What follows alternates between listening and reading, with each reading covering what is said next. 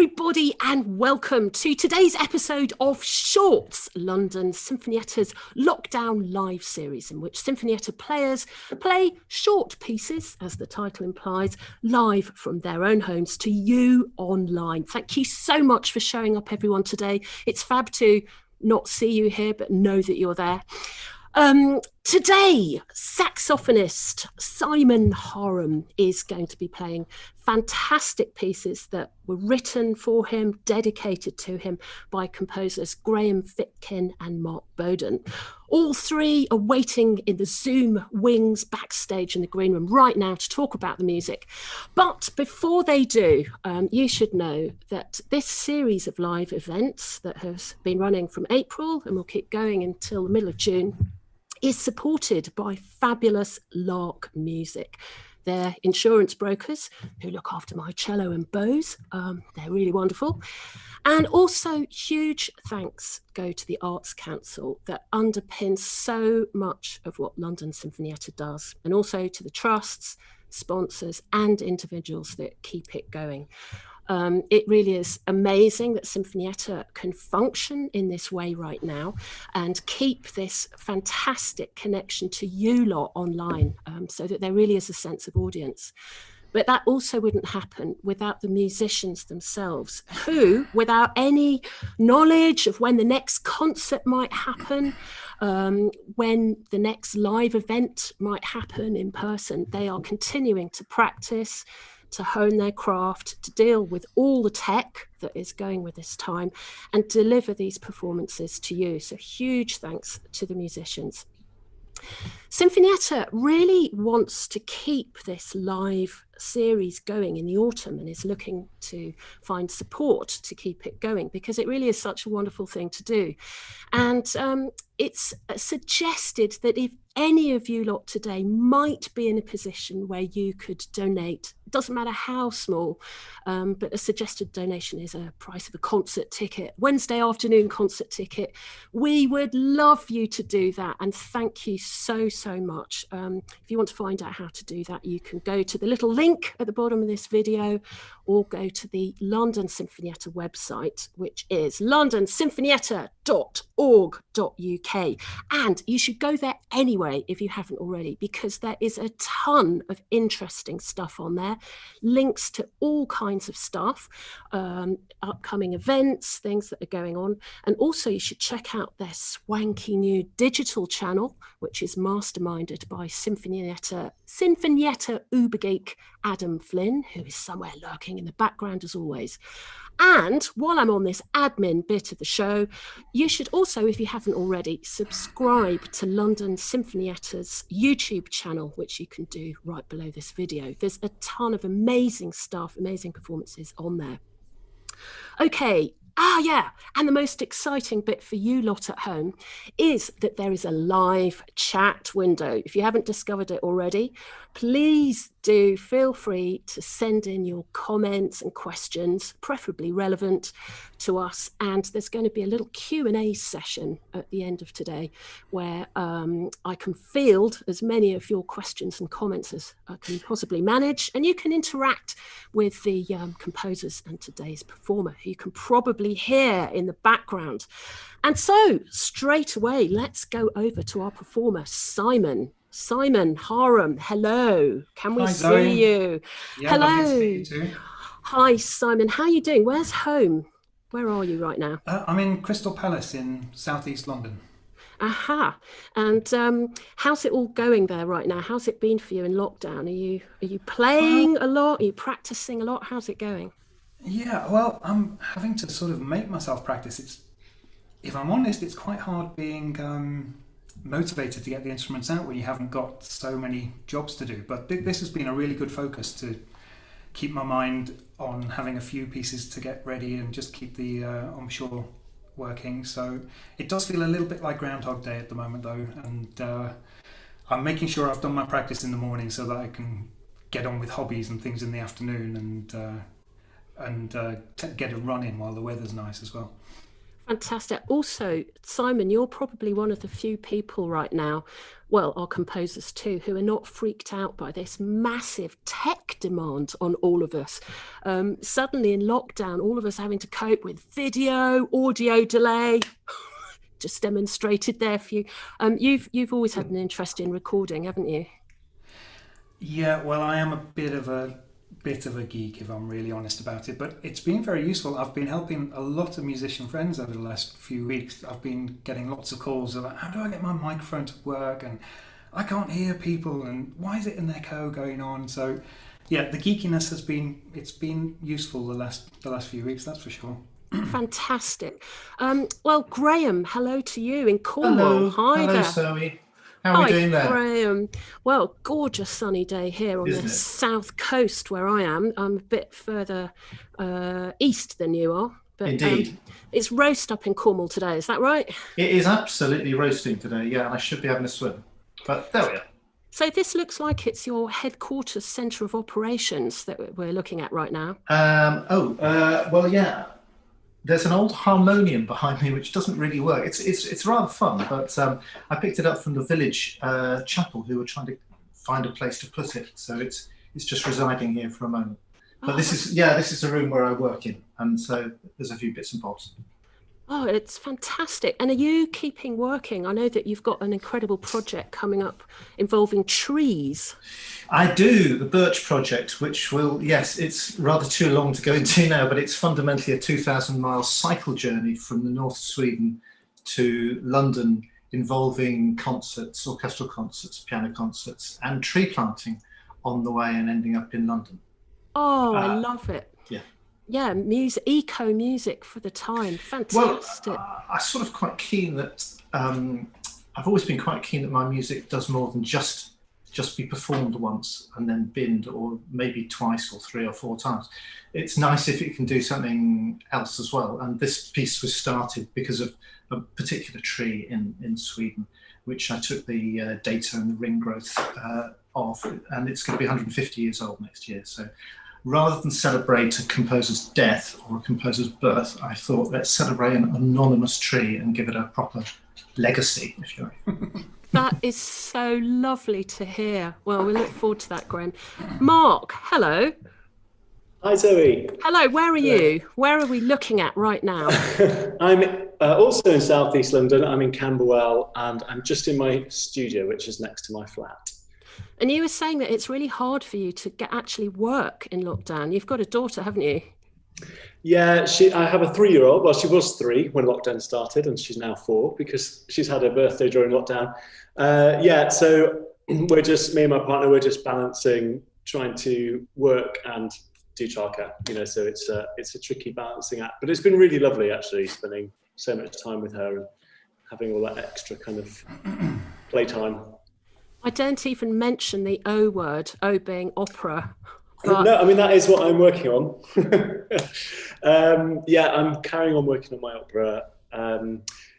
It's quite a strange thing to be working on because we started this project back in 2015, started talking about it, but the opera is about a society in the future where everybody lives on their own because of an environmental disaster, and they communicate via screens and they can't touch each other or be around each other. So it's a really, I feel like I made this happen by writing this opera. But thanks, Mark. Wow, you are a seer. I had no idea. It felt very kind of crazy at the time. I sort of, that never happened. But here we are living it.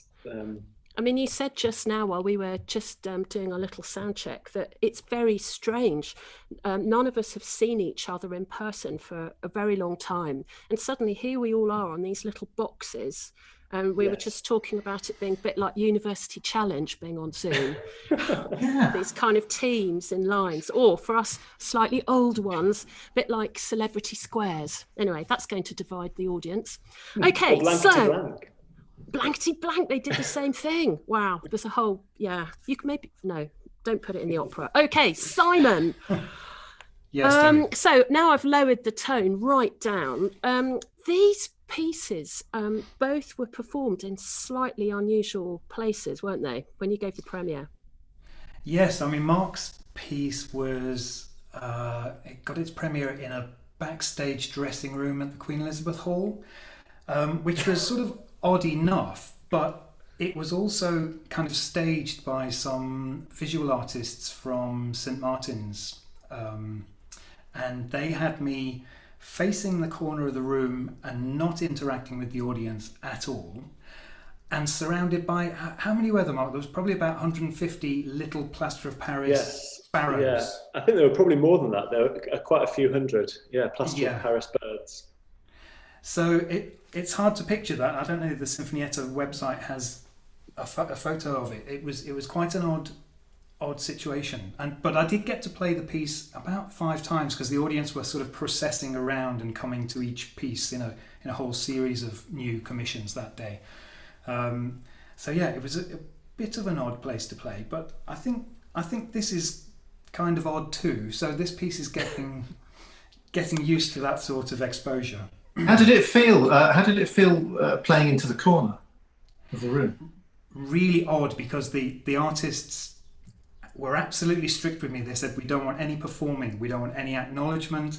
If anyone claps, you've got to ignore them. It actually felt really rude in a way, because I mean, we're getting used to working without the physical presence of an audience at the moment, but it's something that we're so used to and feed off. You know, even getting my head in the right place to perform this afternoon, I've had to kind of, think about it carefully, because I know there's people out there, but I can't see them, I can't wave at them, I can't hear anything back from them. So yeah, it did feel very odd in that little room. Rude in a way, because acknowledging your audience and thanking them for actually their attention that's part of being a performer, really. Simon, would you say that there's a connection between the two pieces that we're going to hear today? Well, Graham's piece also had a slightly odd premiere. It was written for a festival that Graham runs up in Braemar, in Scotland. Is it the St Mary's Art Centre, Graham? It's St Margaret's Church, St Margaret's Trust, yeah. Yes, St Margaret's. And the absolute premiere of this piece was done from the top of the bell tower. So I was, how high was that? About 300 feet up, maybe, Graham? It would be about, probably just a little less, 250, something like that, feet up. But it was outside, and it was it was like a call to, I've always liked the idea of call to prayer sort of thing. Although I'm an atheist, I quite like that idea of it. So having Simon sort of completely out there over the village and just spreading his tune out there was ideal for me. Yeah, we did a little sound check, didn't we, Graham? We found for the first time in my life I wasn't actually loud enough. Yes, it's an unusual thing, yes. Yeah, so the premiere of this piece was actually played triple forte for the whole piece, which was absolutely exhausting. And I'm glad to say later on in the day I was allowed to play the piece in the church itself with the dynamics, and it wasn't quite so extreme a performance. I mean, I think the wind was blowing and it was raining as well. It was Scotland. Yeah. Plus there was about a 2-second delay where the sound went across the valley and then came back again. So there was another saxophone player playing a bit out of time, about 2 seconds behind me. That wasn't helping very much either. But we did it. We got there in the end, didn't we, Greg? We did. Simon, what would you say? I know that you've got a hell of a lot of notes that you're going to play this afternoon. What would you say is it about Mark's piece, that's the first piece we're going to hear, that makes it particularly tricky? There's a couple of technical things. Sure. I mean, there's what I find a little tricky in this piece is that there are more than one. There's more than one tempo going on at the same time, and I should explain that a little bit, and hope Mark doesn't mind me dissecting his piece a bit. But he uses trills and sort of tonal oscillations which change speed. They speed up, they slow down. You also have dynamics that work independently of those tonal oscillations. But at the same time, you're also trying to keep a steady meter underneath all of that. So it's a little bit like doing this while you're playing. You're trying to keep one part of you with a very steady tempo. then you're speeding up, slowing down other things, and then you're changing dynamics independently of that. So that's a little bit of a juggling act, but all the time that this is going on, it's really calm, gentle music. So it's a bit like the old story of a swan looks very graceful on the water, but its feet are going like that underneath. So I'm trying to keep it sounding very calm and graceful. But there's a lot of brain power going on trying to make that happen. And then there are also a few little bits where Mark has me sort of splitting notes and trying to create chords, which the sax isn't particularly adept at, but it can do it a little bit. I mean, it's interesting. Graham and I play with a synthesizer group called the Will Gregory Moog Ensemble, and it's interesting that those instruments are very unique and in some ways kind of limited, but they'd be brilliant at doing this. You can add a little wobble to a note really easily, and you can bring it in smoothly, and you can change the speed of it, and you can also add a second octave to the sound really easily. So again, doing all of that on the saxophone and keeping it sounding calm and gentle requires quite a lot of panic in the head. But with a synth, it'd probably be much easier. Maybe we should have put it on a synth today, but I haven't got one set up. Sorry about that. Simon, your geekiness is starting to take over. Sorry. I think it's. Do you know what? I think it's time you just go and just warm up the reed a little bit and just hear from Mark a bit more about this piece. Mark, tell us about the title. Parable seems to imply storytelling. Yeah, that's right. So the sort of idea behind the piece came from, well, the very first commission was this project with Central St Martin's, as Simon just mentioned, and it was with a group of undergrad students who were studying performance design, and they had the idea in mind of the Gordian knot, the story of Alexander the Great trying to untie a knot in a rope, and in the end he can't do it, so he slices it in half with his sword. So that was a kind of unifying factor between the music and the installation that the students were creating. And I just thought Parable was an apt sort of title because the story itself is a parable, but also slightly more open-ended, so it didn't have to be quite so specifically about that story. Now, this isn't the first piece that you've written for Simon, right? There's a whacking, great, fabulous saxophone concerto, Sapiens, which you lot at home have to check out, by the way. Yeah, it's a wonderful piece.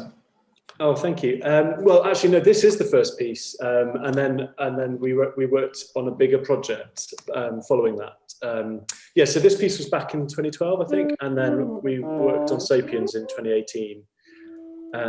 Which was premiered in about a year and a half ago, I think, which is a 5-movement sax concerto for soprano saxophone, which Simon performed fantastically with the Sinfonietta, and I hope we get to do it again when lockdown's over.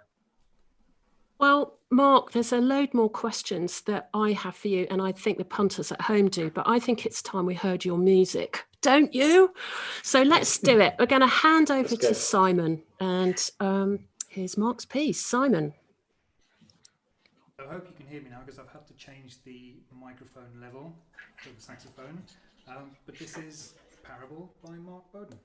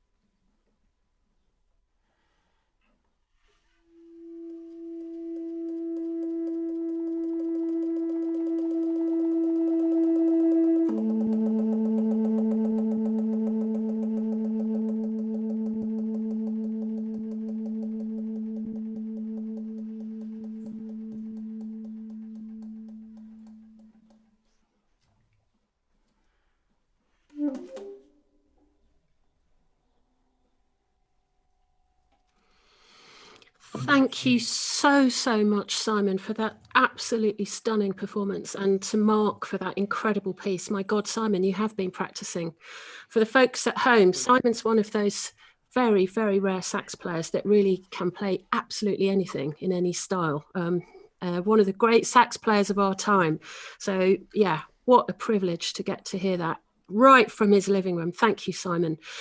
We'll talk a bit more about the techniques involved in that piece, both from the performing perspective and composing perspective later. But I think it's time now to talk to Graham. Graham, you and Simon have been working together now for a very long time, haven't you? Gosh, we have. I can't even remember how long it is. Simon has a much better brain memory for these things than I do. But it's been many, many years from the Guildhall onwards, I think, Si? I think it's about 30 years, Gray. Oh, please. Yeah, sorry to say that, but it's true. So, certainly, whenever I write for saxophone, it's Simon's sound, which I have in mind always. It's a sort of my default position, really. You're a sax player as well, or is that right? Well, I'm not, no. I have played the saxophone in various guises, but alto and a little tenor and baritone, but these are all at school.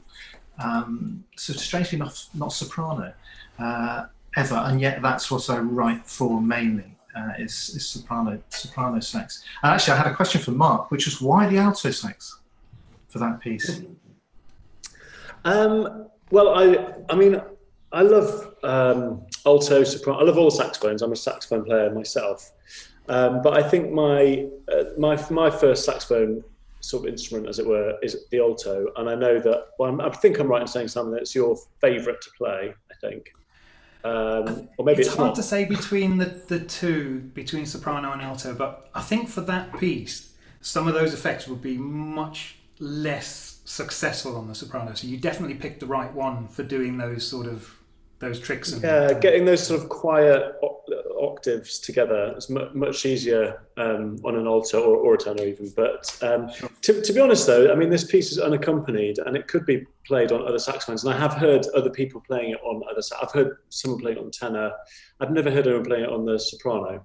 But yeah, for this project, we decided it would be for alto. It's my favourite sound, I think, out of the saxophones.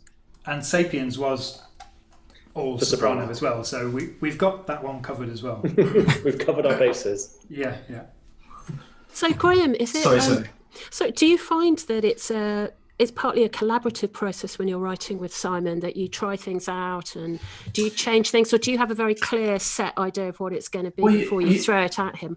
You know, the thing is, because we've been working so long together, I just know what's going to work, or at least I know what I can throw at him, let's put it that way. And if it's not going to work, for instance, maybe I've not left him any room to breathe, or I'm doing something completely impossible, then Simon has the best tact in the world, and he will tell me in the politest way that he needs to do this, that, or the other to sort it out. So until I've implanted nanotechnology into Simon, I think we'll just carry on. But in the first instance, yes, I used to ask questions of him, and can you do this, can you do that? But now I just actually tend to throw it at Si, and he manages to get through it. I mean, it's more for me, Simon. It's the actual tone and the sound which I've worked with Simon in so many ways, both solo pieces, but with other duos, and then in my band of there's 9 of us, and so I know his sound very, very well. Simon, speaking of the breathing techniques, there's a few fancy ones in this piece, or am I right? Well, yeah. I mean, when Graham first sent me this piece, a little bit like he's just said, he was a bit worried that there was nowhere to breathe at all. But actually, in a sneaky way, there are millions of places to breathe, but you can't ever get a proper breath. So I call it subsistence breathing, where you cheat tiny little breaths all over the place, and hopefully the audience don't really notice you're doing it, so you can keep the momentum and the impetus going with the music. And are those breaths? Sorry, are they in and out? Oh no, just in. Okay. You're doing the out while you're playing the notes, yeah. But I mean that that isn't a crazy question though, Graham, because the problem with doing what I'm doing is if you're taking lots and lots of tiny breaths, you end up full of slightly stale air, which at some point you do have to slam the brakes on and just kind of reset everything. So you'll hear when I do play the piece, there's long sections where it just keeps on going, but eventually my stamina does run out and I have to do a kind of breath reset. But it's not because I've run out of breath so much. It's that I'm actually full of stale air. You have to get rid of that. It's a different sort of problem. The other challenge in this piece is that there are lots of shifting accents which change the sense of pulse. Is that quite tricky to negotiate? Sure. I mean, I could demonstrate a little bit of that. Yeah. I mean, this piece has constantly changing time signatures. The pulse that you can see on the page is moving, but also where Graham puts the emphasis changes all the time as well. So, I mean, a little section, I'll just play a small bit. I'll turn the microphone down again.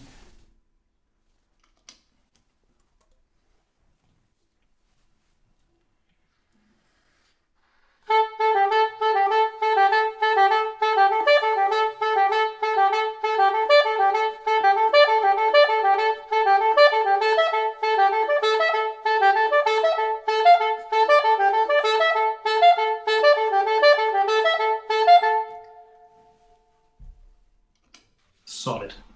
Etc. So I mean, the thing that's fun with that is that you can pick out. Hopefully, you can pick out. There's more than one line. You've got the repetitive element, and there's a melody in the accents and the rhythm element. So again, a bit like with Mark's piece, that there are three things going on at once that you've got to kind of make work together. And hopefully, I mean that's the fun of playing a monophonic instrument on your own. Again, with our old synthesizers, they can only play one note at a time, and Will, that writes most of the music, he's a genius at making it sound like we're playing chords and all sorts of things just because of some of the clever techniques.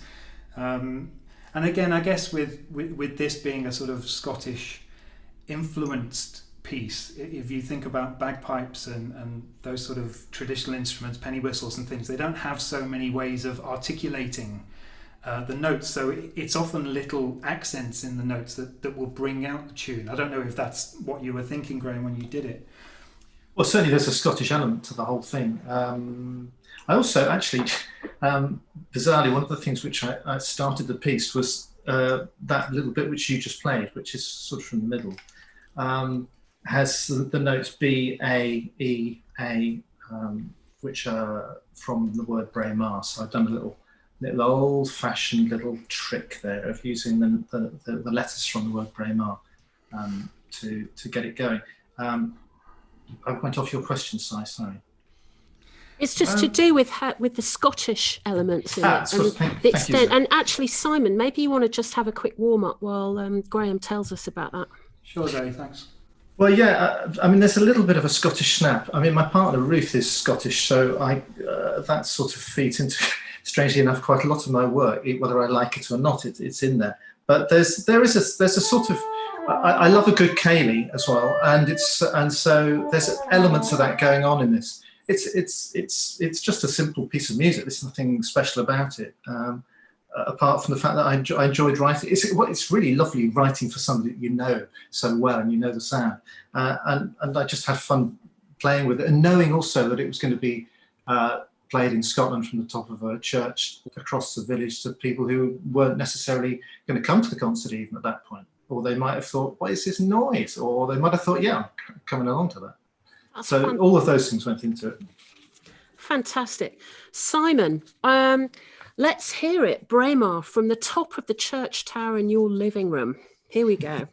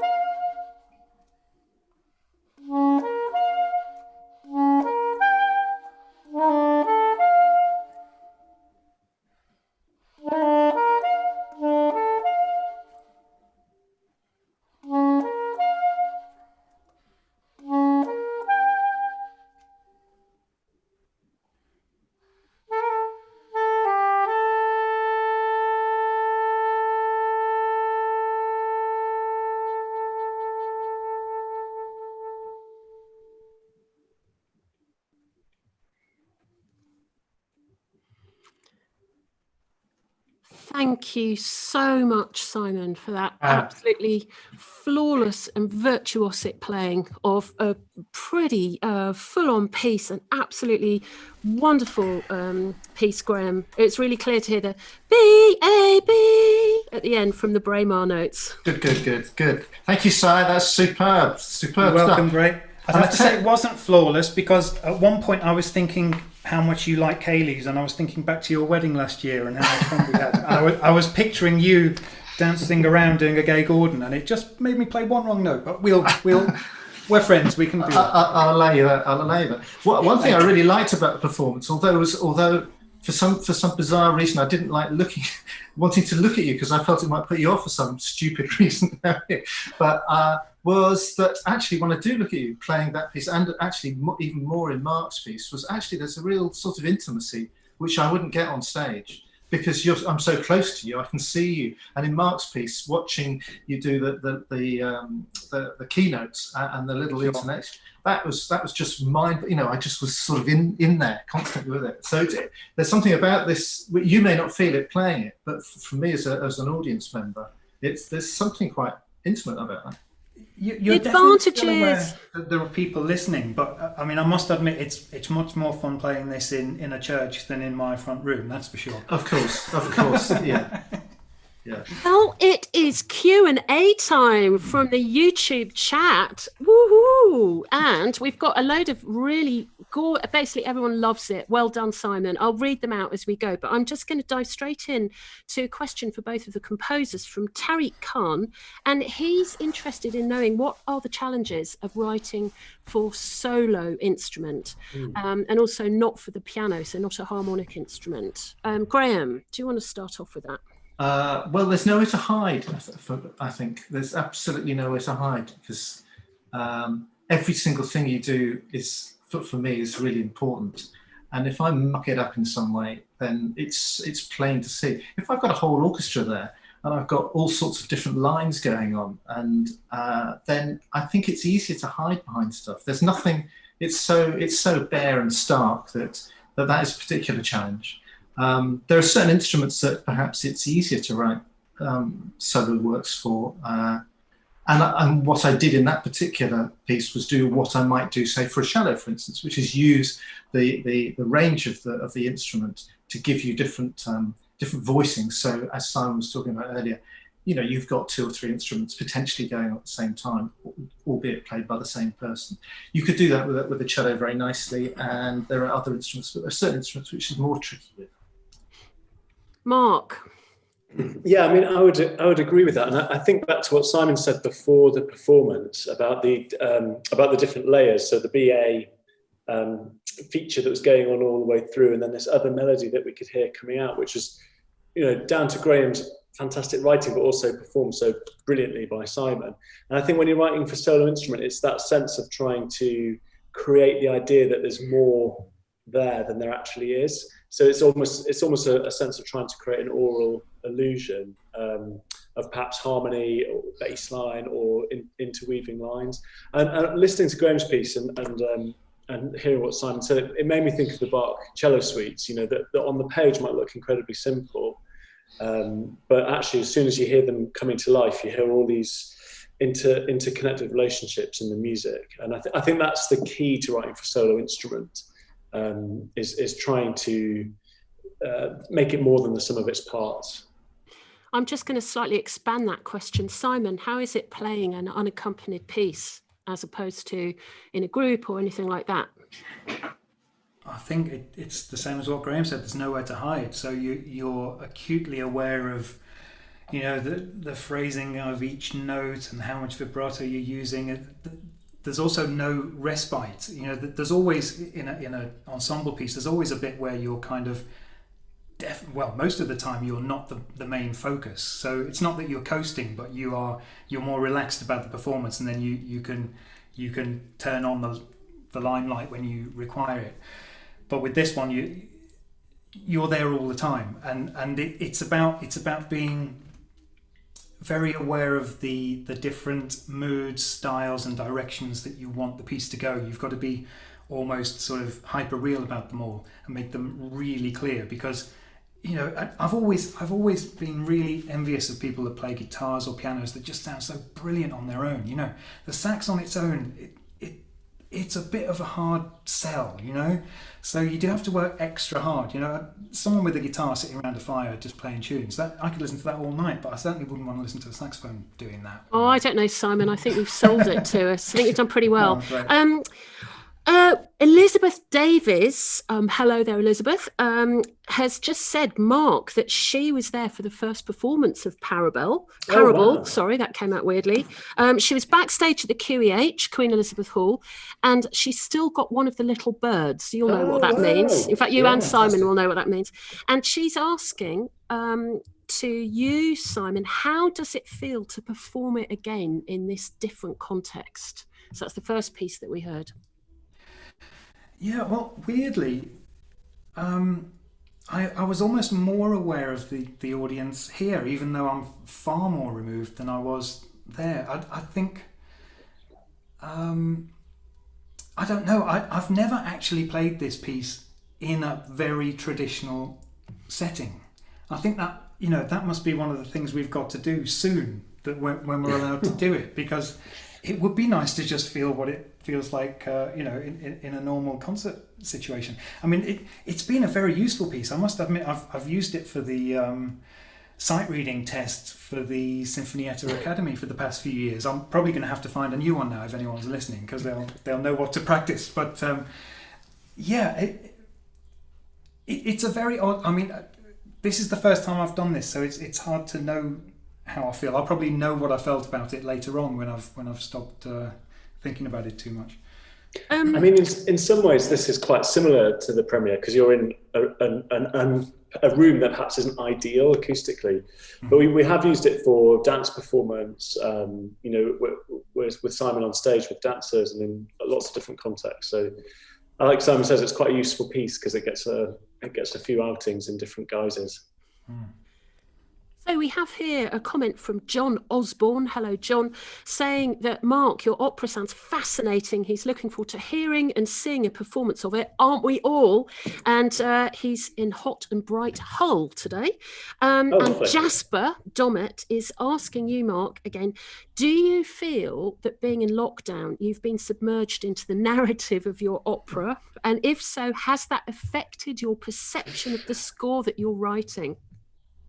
I mean, I'd love to say yes. It's certainly, like I said, it's a very strange experience to be writing about something that I thought was an imagined dystopia, and then to actually be living it in real life.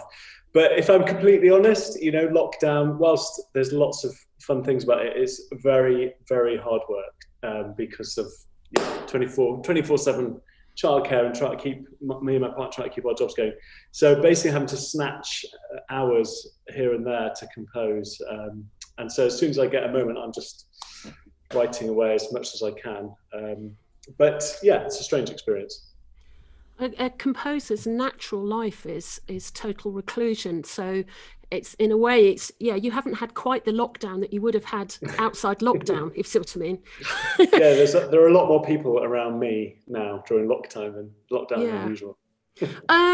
And Phil Shepherd is asking you, Simon, are you going to do any Bowie for us, David Bowie?